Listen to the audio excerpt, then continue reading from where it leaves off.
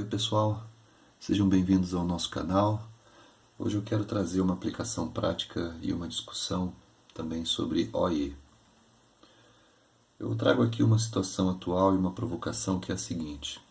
Muitas empresas se perguntam qual será a meta de OE para o ano que vem. As metas de OE normalmente estão atreladas a indicadores de desempenho, a programas de remuneração variável, PPR e tudo mais. Mas a provocação que eu quero fazer aqui é o seguinte. Você sabe quanto que vale 1% em termos de ponto percentual de OE? E você sabe a equivalência do teu OE em tempo, em produção ou em lucro?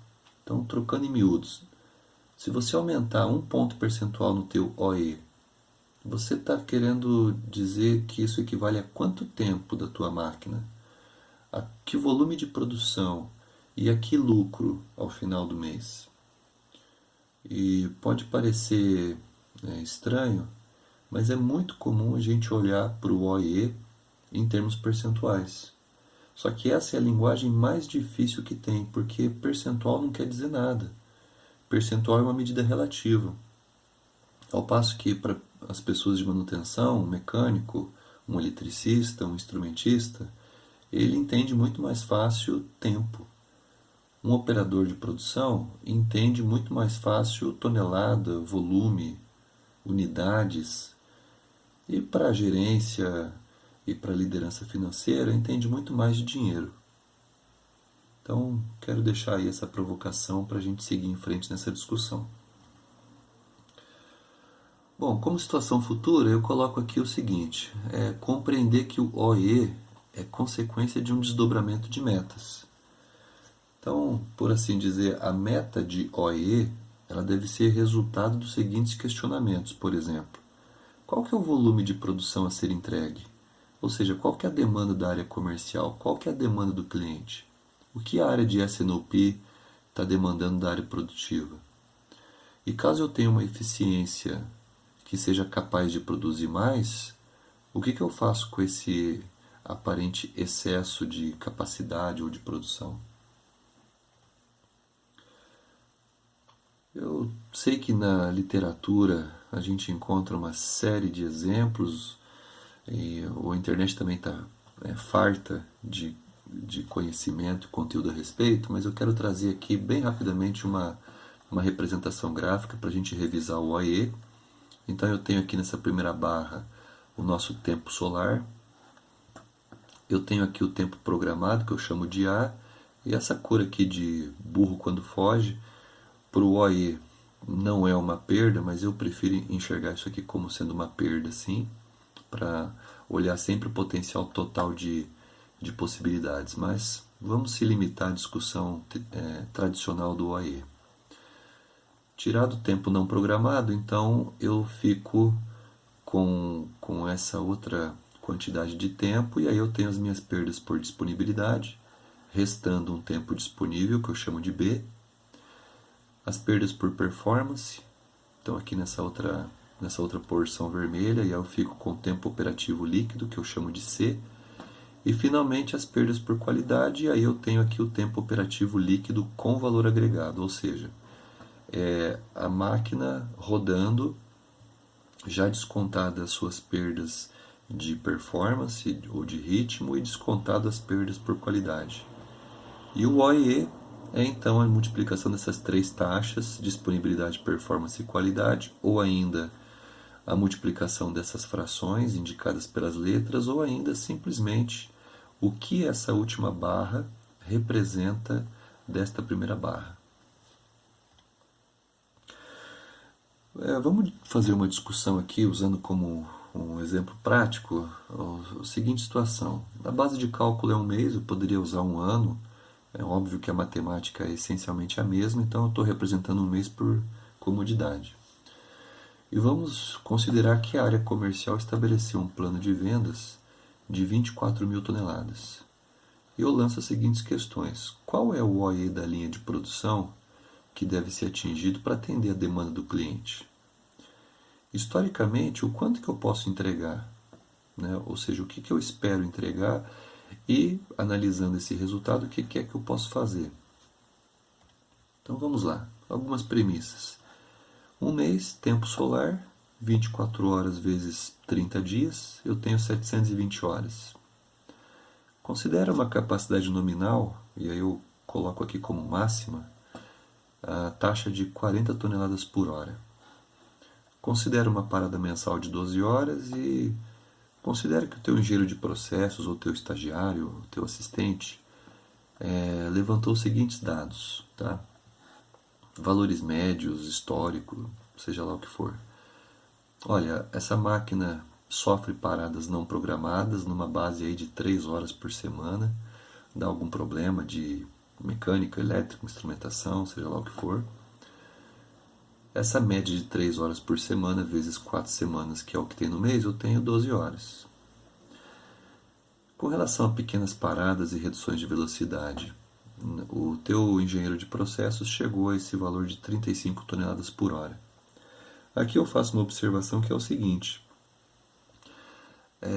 é muito mais fácil você olhar para um determinado período, para um mês, por exemplo, e você somar o quanto de produção bruta foi feita e dividir pelo tempo da máquina efetivamente rodando. Por quê? Porque é muito comum você ter sistemas que coletam os dados de parada de máquina. Agora, a grande dificuldade está em você ficar fazendo conta das reduções de velocidade. Então, ao fazer essa conta, que eu chamo de conta da última linha, o total de produção dividido pelo tempo efetivamente trabalhado, você tem a sua produtividade líquida. E considere aí que esse teu engenheiro reportou problemas de qualidade da ordem de 1.000 toneladas por mês de produto. Então, dadas essas premissas, eu vou colocar tudo isso aqui no diagrama que eu mostrei anteriormente, está aqui. Então a gente tem o tempo solar de 720 horas, eu tenho 12 horas que é minha parada mensal programada, logo eu não tenho programação de produção, eu não conto com a máquina rodando aqui, eu fico com 708 horas. Eu tenho perdas por disponibilidade que somam outras 12 horas, né? Lembrando que essas aqui são as 3 horas semanais. Logo, 708 menos 12 me resta 696. As perdas por performance. Se eu tenho um nominal de 40 toneladas por hora e o meu engenheiro calculou 35, então o que eu tenho de perda é 1 menos essa fração multiplicado pelo tempo disponível que eu tinha anteriormente. Então, se essa porção vermelha soma 87 horas, se eu tirar 87 de 696, eu fico com 609 horas. Finalmente, as perdas por qualidade. O meu engenheiro reportou 1.000 toneladas, divido pela produtividade líquida média, isso me retorna 29 horas. Eu subtraindo de 609 me dá 580. E finalmente um OE de 82%, que é simplesmente dividir esse valor pelo valor do tempo programado. Então perceba que aqui a gente colocou todo o nosso OE em função de tempo, em função de horas. Num outro vídeo eu vou usar esse mesmo exemplo para a gente fazer algumas brincadeiras aí, transformar isso aqui em volume de produção, em margem de lucro, né, lucro líquido. Vamos fazer um outro exercício usando essa mesma figura. Mas vamos avançar então.